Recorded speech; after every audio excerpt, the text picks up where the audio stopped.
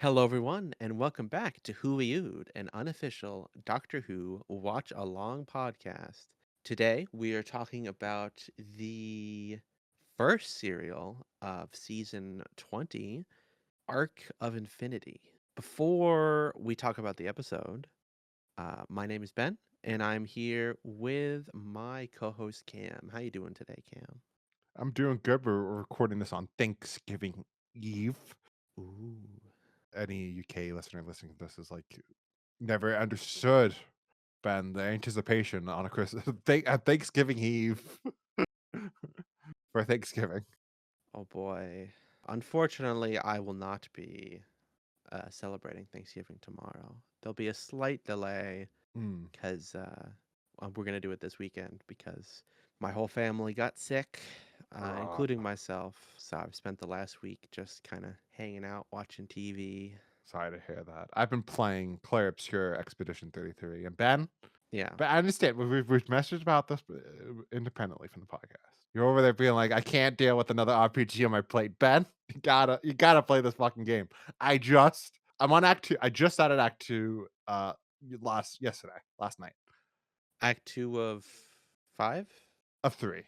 So I'm the third through the game. Hmm. Big thing happens at the end of Act 1, and I'm just like, "Oh my god." I understand I understood the hype even, like, a couple hours in, but when I got to that a lot of people say, like, after that the first act ending, a lot of people are like, "No, that's when the game is, like, gets to that fucking other level," if you know what I mean. Really? So the story's really good? The story's very good, and the gameplay is I've never been this addicted to turn-based RPG mechanics. Yeah, it's got kind of the like Paper Mario. It's turn-based, but you're still doing stuff, right? Yes. You're countering and you're parrying. A lot of people are comparing it to like a Souls game, like in that way, because you do a lot of parrying and dodging in Souls games. And Sekiro, the Hmm. director of the Expedition 33, is a ex speedrunner of Sekiro. You can also see that a lot of like the monster designs in this game are very similar to like Souls monster designs. They're really creepy looking and just ugly looking. I see. But then, like, the menu style is very much like Persona, very much stylistic and moving the camera around. Like, when I say Persona, I'm more Persona 4 doesn't even have it as much as Persona 5 really has that, like, exaggerated camera moves during the turn-based combat and stuff, and Expedition 33 definitely has that. But there's also just all the little things of all the characters have a different unique abilities and figuring out how to best to use them as well as whether or not to parry or dodge an enemy's attack. It's quite satisfying for what we typically assume for a turn-based combat is pretty much like I shouldn't say boring, but like it's not the most exciting thing in the world, you know? If it's poorly designed, yes. It's a really easy trap to fall into. I don't know about you, but like when you play Persona, you're like, oh fuck yeah, another boss, another battle to fight. I mean, a lot of the menial enemies aren't that interesting. Bosses are usually good, though. It's more tactics based, Yeah. knowing like timing and combos. But, like, this is, like, that to, like, the max. So it's, like, it's so good. And, like, the world is just so interesting, and it's just, like I haven't felt this way about a video game since I would say Alan Wake 2. Just being like, "Oh, this is great." Alan Wake 2 is both one of our favorites, so Yes. I guess I should believe you. You really should play this game, man. Looks like I can pick up the deluxe edition for under $40 on Humble. You should do it. I'm telling you, I know you're afraid about other RPGs, and you have a lot on your plate, Like Baldur's Gate 3, I gotta play still. but I think that with Persona 3 Reload. this is only a 30-hour game, so I have a feeling that you're gonna play this and you're just gonna play the 30 hours, you know? It's not like Baldur's Gate where like there's because it's so many hundreds of hours in that game that like who what I can actually get around to like beating Baldur's Gate 3, man. I don't know. But you know what I'm saying. Yeah. It's much more like you if you love this as much as I've been loving it, you would get through this in like 2 weeks. Like it's very good. Hmm.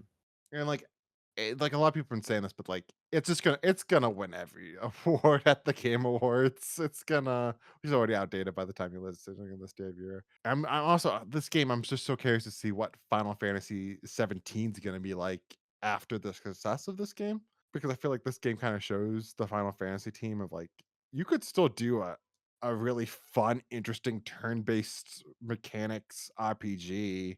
It doesn't have to be like Devil May Cry like 16, which even though that gameplay is really fun in 16, and like even Final Fantasy 7 remake stuff it's kind of it's fun, but like they could easily I'm really curious to see if they're gonna go back to turn-based is my thing.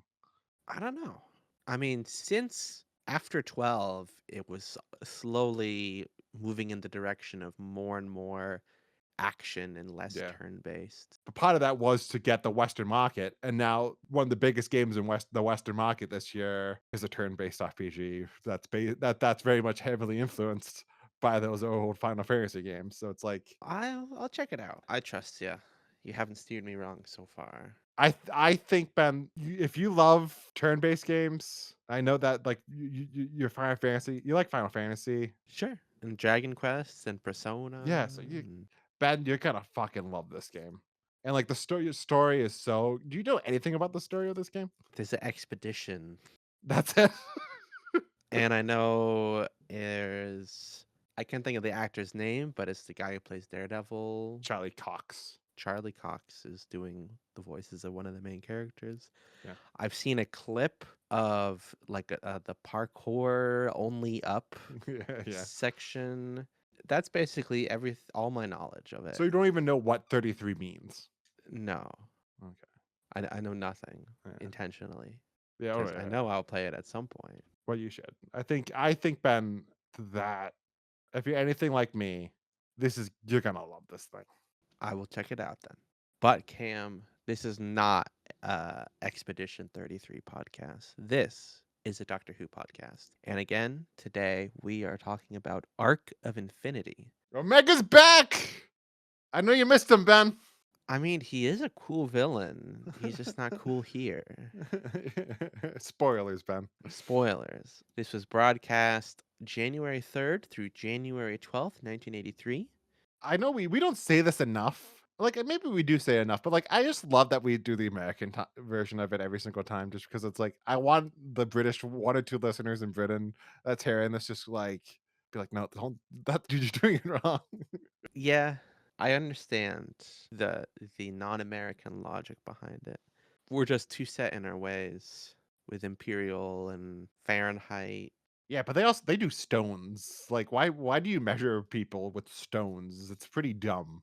They do, I mean, kilograms. But like they no, but majority of the times when you measure somebody's weight, they do stones. So they're like, ah, you weigh. I don't even know how many stones somebody weighs, but like you weigh like 30 stones.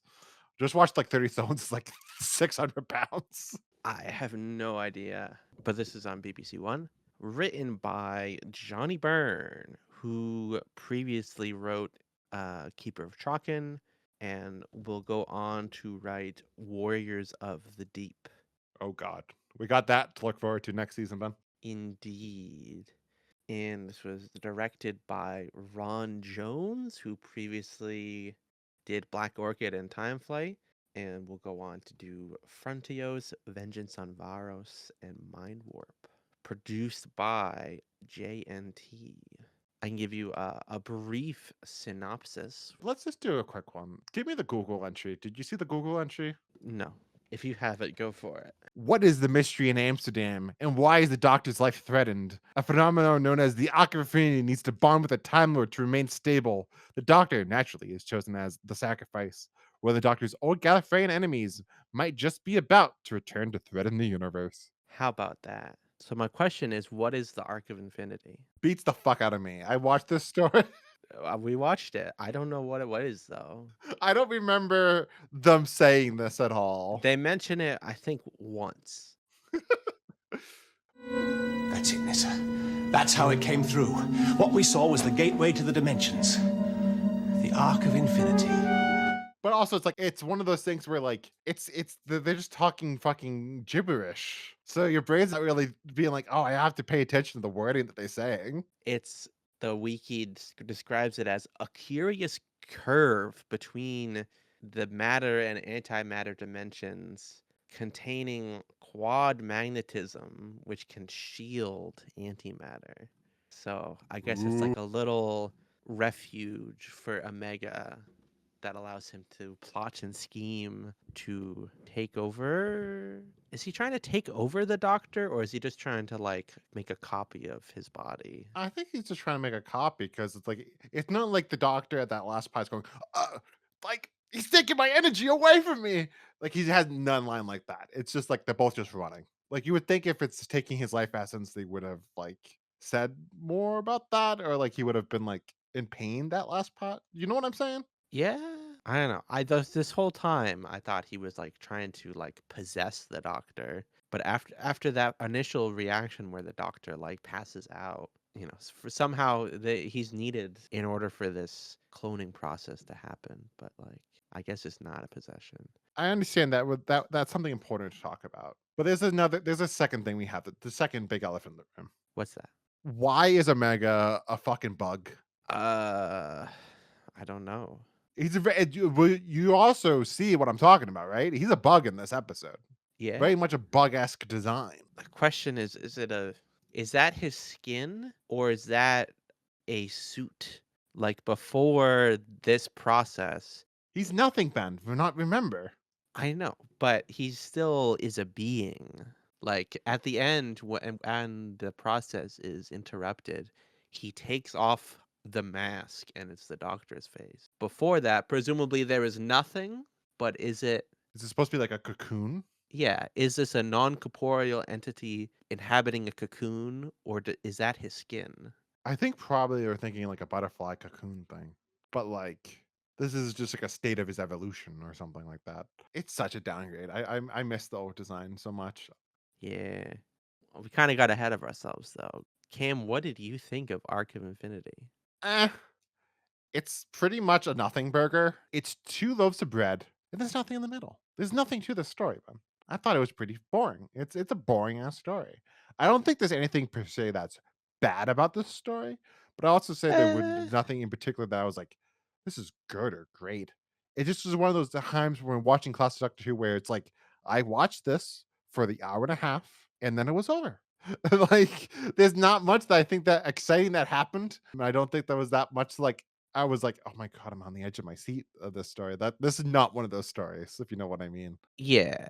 This is one of those stories where it's like, "Okay, so now the doctor has to do this, and then okay, the Time Lords killed him, but I know he's not actually dead." And now it's like, "Okay, now Tegan's back. Because why is Tegan back? Who the fuck knows?" There's no they don't really have a good explanation why Tegan's back. And like I could say this whole story, but like it's just one of those things where I'm like, there's nothing that's much that's like grabs me and like, oh my god, I'm like invested. I'm not invested in Arc Infinity at all at any point. Yeah. Except for I would say positives I would say about this story is that I think that already the dynamic of the Doctor and Tegan and Nyssa is improved without Adric. Even more so like he didn't really get to have that experience in Time Flight because he's basically companionless for most of Time Flight. Hmm. For this one, he's a lot of time he spends with Nyssa, and that was refreshing just to see him and Nyssa interact for such a prolonged time. Judging from last season, where it's like, I think that the amount of time that he has with Nyssa in this story is probably the amount of time he had with Nyssa all of last season. Probably. So that was refreshing. I liked both Nyssa and Tegan this episode, and I thought Peter Davison did a good job with his performance. Yeah. But still, it's just like there's nothing to the story that I found particularly engaging. What did you think of it, Ben? Yeah, I would echo a lot of what you said. It's pretty kind of boring. There's nothing egregiously bad. This isn't like Time Flight. It's just kind of eh. If I did had to pick out something that I didn't like here, I thought I guess it would be the editing. I thought was kind of off because we're jumping back and forth for a lot of this between Gallifrey and Amsterdam seemingly at random. Yeah. Here's a minute in Amsterdam, here's a minute in Gallifrey. And for a lot of this story, there's no apparent connection between the two. And most of the time, it was disorienting, and I was mostly pretty uninterested in what was happening in Amsterdam. It's not a well-paced story. Yeah. You weren't engaged with the two boys that were hitching it in Europe, having a boys' trip, sleeping in crypts. I was happy to see Tegan though, back after all this Going back to time. the two boys in the crypt, Ben. No thoughts on the two boys just camping, backpacking Europe together? Whatever, I don't really care. Two boys in Europe, anything could happen, man. In Amsterdam. Do you think that they were a couple, or do you think they're just friends? Do you have a theory? I think they were a couple. Like, you wouldn't just go backpacking with your friend in Europe. Are you telling me you wouldn't go backpacking through Europe with me? We would have another person with us, most likely, or two other people with us. There'd be a group of people. Damn. Would you not agree? I'll have to cancel the one-on-one backpacking straight backpacking You don't expedition. understand what I'm saying? Is that like I feel like it would be a boys trip. It would be multiple boys. You know, it would be like your clan, your bros, not just your bro. I mean, I guess when you're illegals, you gotta do what you gotta do. Like, it's a big, factor in this story. It's like, "Oh, they don't have their paperwork." Yeah. But also, it's like they could have just not brought it. Like they just like there's some ring with them. They're just backpacking. Wow. But then is he Australian? I mean, presumably, Tegan's cousin is Australian. Yeah. Unless they just moved to from England to Australia, very fucking like it was just the previous generation. I don't know. What do you think of Tegan's new look?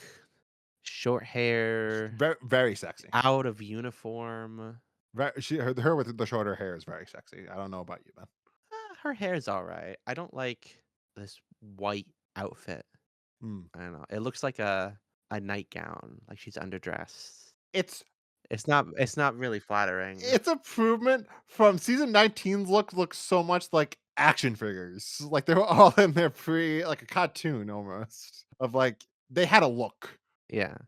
This one it's like she's just wearing her clothes. I suppose that is true. But yeah, I don't understand why she like what is the coincidence, Ben? That Tegan's cousin was the one that stumbled upon this. And then also Tegan was gonna happen to be in Amsterdam. Fate? Like, and this is another aspect of the story that I want to talk about next is that like Amsterdam, this is the first time that Doctor Who since City of Death goes abroad. And it's kind of disappointing, right? Like in City of Death, Isn't this like the, second time ever? yeah. So like Paris is such a character in City of Death. Like it's such a like a you could only do that story if you went to Paris and filmed it. Yeah. I feel like if this was some street in London, the story wouldn't be any different. Like it's so disappointing. And I understand that like I think I read on the wiki that the writer like basically was just like he had the story and then they were like, oh now you have to add Amsterdam to it. Which you can kind of tell. Yeah. But anyways, man, what else to talk about? How about Nyssa in the story? Like you said, a lot more interactions, just one-on-one with the doctor, which is good. I would even say she is allowed to. I feel like there's newfound revelations for her character where she's like violent. She like acquires and shoots guns, shoots people Yes. many times in this story. She's like going for it. I'm gonna rescue the doctor, even if I have to kill the president. There's Josh Nares has a meme about that. Of just Tegan's just with the gun. Not Tegan, sorry, Nyssa with the gun. It's a iconic image in my head. Hmm. Yeah, I've seen the. It's like how Arc Infinity should have ended. Do you like this more violent Nissa? Like it's more interesting than the character we got in season 19, where she was just like, "Hey, I'm a science person. Like I'm smart." Yeah. That was Nyssa, and I looked just like this other person. That was Nyssa. I mean, I still don't love her, but I feel No. like this is almost the first story where like it's good that she was in it. Like if she wasn't in, say, Four to Doomsday, the story wouldn't be all that different. Wow, she's a character. She's like a character that impacts the plot. Revolutionary for TV back in the 1980s for a female They character. didn't have that before now. No, no. This is the first revolutionary. Yeah, I hope she continues to be interesting because I believe she's not going to be here for too much longer. No, only this season. But also, like, let's be clear, you're saying have it be more interesting, but it's like you're using interesting pretty loose there. She's more interesting than she was. She's not interesting in the story. And then to round it off, the doctor. I think he's fine. Peter gives a good performance. Yeah. I just don't think he has that much to work with. I feel like he should protest his own death a little bit more. But I think that's a little bit doctorish, just to be like, I'm accepting fate. I suppose. I mean, honestly, now that I think about it more, probably this doctor, that's what he would do. Yeah. He's the kind of doctor to be like, well, guess that's it. It's what it is. Nothing I can do. They gotta kill me. It's not Tom he's going out fighting. He's snapping people's necks. No. Tom would take Nyssa's gun and then shoot the president himself. But it wouldn't be like a fake gun, it would just be a real ass gun. Yeah. Oh, we haven't even talked about the elephant in the room. Colin Baker. Oh yeah, Colin's in this. We're never gonna see him ever again. What do you think about his brief stint in Doctor Who? He's good. Probably the most interesting of the Time Lords here. Like all the Time Lords in the story are pretty uninteresting, and even his characters are uninteresting. It's just more interesting just because it's Colin Baker. So you're just like, oh my god, it's Colin Baker. Yeah. It's an interesting footnote for this story to have for the actor who next year, 1984, will be the Doctor. That he was here first. And I guess they liked him. Yeah, and he says in a lot of interviews where it's like, he's like, oh, that's a shame. I always wanted to play the Doctor. Guess I can't do that now. And of course, he's not the last person to have been in the show but then become the Doctor. Really? Yeah, Peter Capaldi was in the show and he was in Torchwood, and then he became the Doctor. Interesting. So he has played 3 characters. Is that ever acknowledged? Like when Romana regenerates, she's like, well, I thought I forget her name. Paraphrasing, I thought that princess was hot, so here I am. Let's just say I cannot confirm or deny future spoilers or future not spoilers. You'll have to find that one out. Okay. Commander Maxwell. Pretty much is just playing the standard, get him. Yeah. Ben, let's just talk about Omega. We still have to talk about. We already talked about his design. We already talked about like the whole Arc Infinity stuff. We haven't talked about the performance here is much weaker than the performance in the Three Doctors. It's not the same actor, I believe. Yeah. He just doesn't give it his all. I don't think the script ever gives him that big moment, like in the Three Doctors when he reveals that he has no face. Like that's a big moment for that actor. This Omega doesn't have any big scenes like that that the actor can show off. Like, ah, I mean, that the actor can show off. No. It has a similar kind of reveal where it looks like the Doctor underneath. yeah. I think that last kind of half of the last episode where they're chasing him through Amsterdam is kind of interesting. Seeing Peter Davison play an evil character, that was different. Hmm. I'm picturing, when there's like a play happening and Omega stops and watches it for a second and a child looks up at him and he smiles and it's a very like subtly evil looking smile. I thought Peter Davison did a good job there. I'm very curious. So Big Finish did a run of stories called Master, Omega, and Davros. And the Omega story is with Peter Davison. So I'm curious to see if they go into this at all about him taking over his body and stuff. If they're gonna play into that in that Big Finish audio play. I'm definitely gonna be listening to that soon. Hmm. Definitely curious to see how much they play into that because I never listened to it because I wanted to watch. I knew that I had to watch Arc Infinity first, of course. You think it'll come into play? Oh, there's definitely going to be some mentions of what happened in Arc Infinity. It would be weird if they don't mention, you shot me, Doctor. Oh, and it's the fifth Doctor in it anyway. Yeah. That's why I'm curious if like he's gonna have some fun scenes where in the audio he's gonna be talking to himself. Have you listened to, this is going off topic, many fifth Doctor audios other than like spare parts? Spare Pots and then Creature. It's like something Creature, Beautiful Creatures or something like that. Just those two? Yeah. Haven't gone down his Big Finish that much. I think about the paraphrased quote that you've given me a couple times where he only really learned how to play the Doctor in case of Androzani, and it makes me wonder if his Big Finish is really good. People really like they did a box set that was in between Castlevania and 40 Doomsday. So it's with the full clan and stuff. People really like that box set. So I might give that box set a shot at some point. But I mean, like, there's hundreds of his. Yeah, not a lot of them not a lot of them that I've heard in the circles people like loving. I don't really like Perry being a companion in those. Um I think that's just kind of wrong because I think Kaiser and Rosani work so much better just being like their first story together. Not to get too much into that, but Isn't she in Planet of Fire? she's in Planet of Fire, yes. But they saying that oh, this according to Big Finish, they did hundreds of adventures with the Fifth Doctor and Perry. It's like, I mean, you got to do what you have.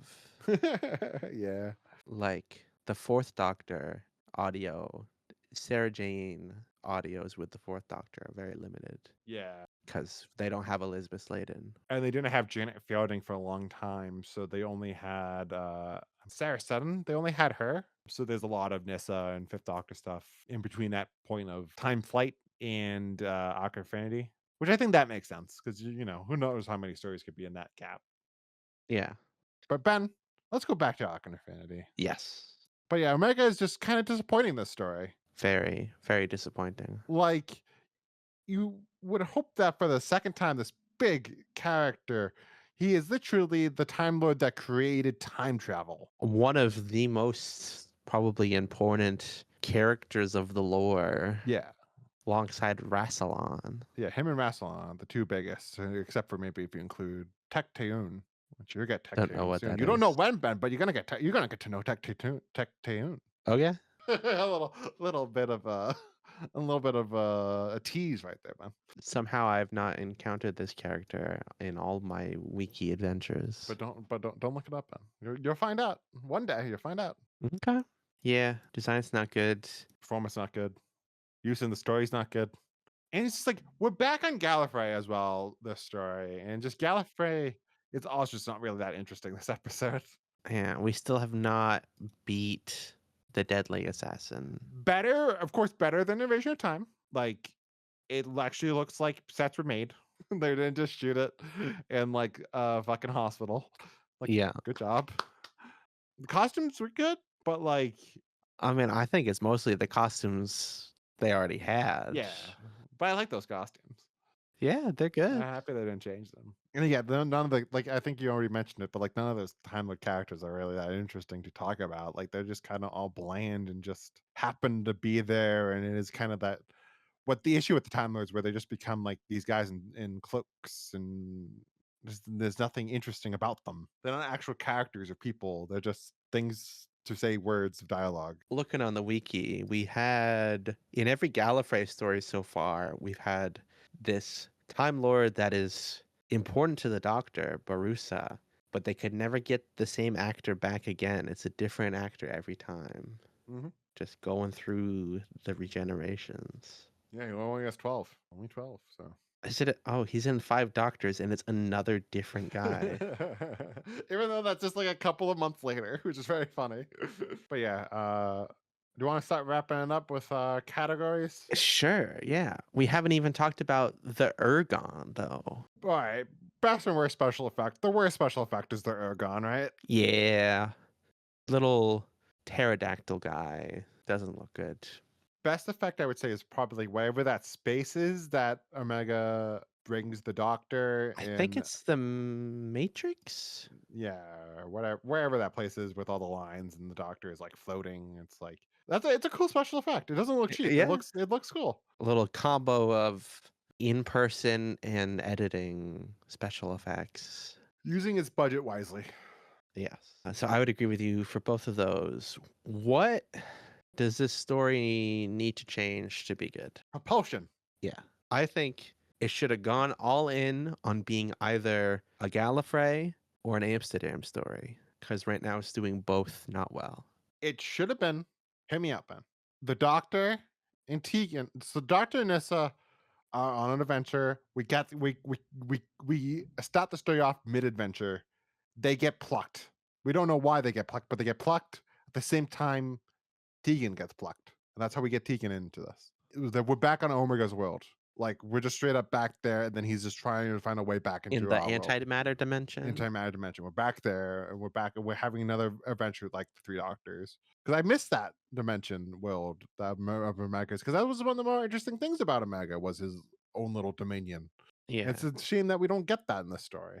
We just got the Arc of Infinity. Oh, maybe the Arc of Infinity is his TARDIS thing. Is that what that was?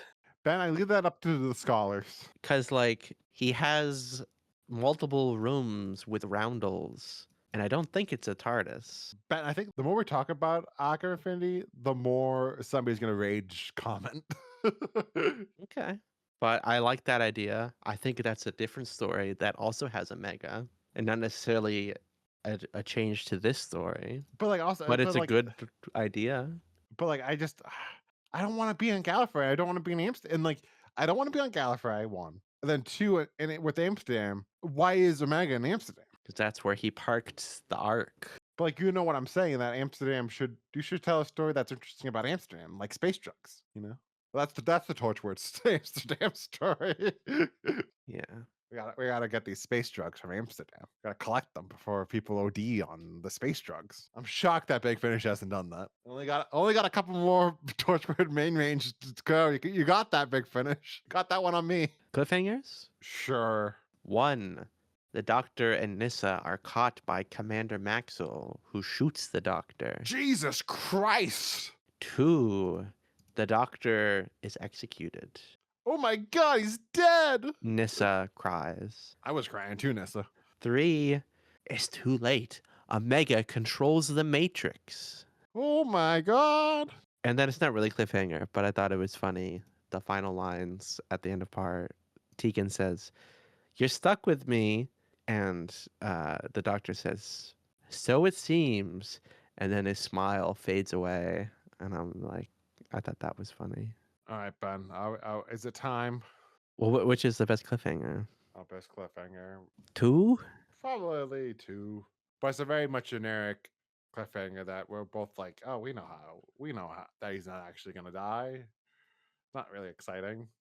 But maybe if you're 7 years old, this is exciting. Are you 7 years old? In my heart, I am. So, Cam, how would you rate Arc of Infinity? I was thinking 7, but I rated Cast of Rover a 7. I prefer Cast of Rover to Arc of Infinity. So I'm gonna go 6.7. I think it's a 6.5 for an average rating of 6.6. To talk about the polls, every decade or so, Doctor Who magazine does a poll ranking every story for each Doctor. In 2023, Arc of Infinity ranked 16th out of 20. 2014 and 2009, it was 17. In 1998, it was 15. So comfortably in the bottom 25%. Yeah, and it's no better for the last time we did the full poll, which was in 2014, before Doctor Who got woke. You know, Ben, how woke Doctor Who used to not be. Well, yeah. It ranked number 221 in between Love and Monsters and Time Monsters. So basically in that bottom rung, just bad Doctor Who stories. I don't think it's as bad as some people. If I'm looking at this list, it's not as bad as those stories. But even though I love Love and Monsters, I'm so excited to see what you think of Love and Monsters, but I have a question for you, Cam. yeah. If they never cast Jodie Whittaker, if it was another white guy, but with the same quality of stories, do you think 13 would be more well-loved? No, because I think that's the main problem with that era is that the stories are just really boring and just like But the sexists would still watch it. yeah, but they would also just be like, oh my God, there's a black guy on screen. Or like, oh, there's an Indian woman. Like they just find something else to complain about, Ben. I suppose that's true.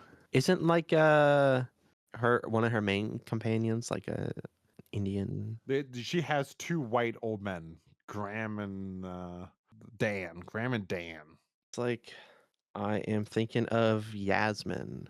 Yeah, Yasmin Khan. No spoilers. I looked at the list of companions and I see Ace and Tegan listed in Power of the Doctors. That's sad. I'll probably forget it in the next 2 years, but oh well. Yeah. Because I was gonna have to tell you, like, you can't watch, but you're gonna probably find out what. Because I was gonna be like, you can't watch the Even at the end of this, after the end of Peter Davison, you can't watch Tales of the TARDIS. Yeah. I mean, I didn't watch the third one with Joe because it's also Sarah Jane. I was probably just gonna wait at this point. I enjoyed seeing Jamie and Steven. Didn't care about Zoe coming back. Well, I mean, sure, yeah. Jamie and Zoe and Steven and Vicky. Don't be sexist, man. Don't be sexist. But just to name, I mean, I can list off everybody, but like just to name one from each. Yeah. It just happens to be both the men because you're sexist. I mean, I would say the writers in the 60s were sexist because they were very much the main characters compared to, Jamie just has so much more to do compared to Zoe. But I love me Zoe and I guess Vicky. Vicky's good. There isn't really any companion I like dislike except Adric.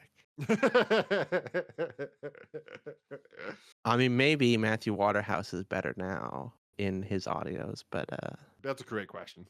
But also, if you want to be accurate to the time, you have to write him like a bratty teenager. yeah.